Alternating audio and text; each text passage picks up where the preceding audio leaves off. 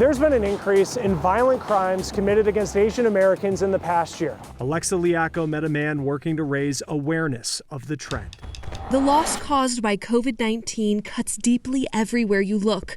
But for one community, it's the hatred during the pandemic shown in graphic video that's brought the most hurt. That this hits me very close to my heart, too. Benny Liu runs nextshark.com, a news site dedicated to the Asian American community. We're a bootstrap startup. Through his reporting, he's seen violence and discrimination toward people of Asian descent increase greatly since the pandemic began. Nextshark has published probably over 750 stories related to COVID-19. Around half of those reports, which is around like 375 of them, are related to discrimination, racism, and harassment of Asian individuals.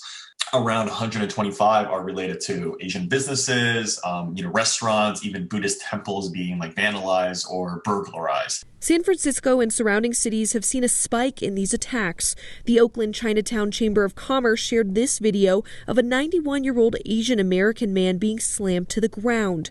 3 days before, this 84-year-old Thai American was shoved while walking outside, and he later died from the injuries. Around 30%, I'd say, were attacks on the elderly. In another instance, you can see this older woman and a store clerk clutch their chests after a terrifying robbery. It's experiences like these that make Benny worry for his own family every day. I have a 95-year-old grandmother that currently lives in the San Francisco Bay Area.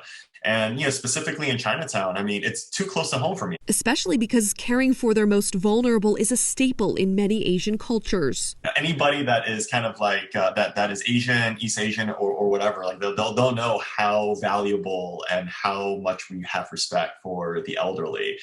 And so it's a tough situation all around. He says many of these incidents aren't ever reported. Especially the older generation, we don't really want to cause trouble and make noise. And I can tell you there's been many, many times, dozens of times when, we are, looking into a story and, where a lot of people are telling us that we have to report on it. There's videos of it being shared online. But, once we kind of get to the source, they don't really want to go public with their story. But that's something Benny wants to change. And the tide is shifting. Especially with the new generation, we're definitely a lot more vocal. We just got to continue sharing these stories, making noise, activating our local leaders, whether it's community leaders, politicians, to take action and to really spread the word that, this is not okay. He and his team hope with each story they bring to light, more people will see that this side effect of COVID-19 can be just as damaging as the virus itself. For The Race, I'm Alexa Liacko. How the vaccine is impacting teen intervention programs. Next on The Race.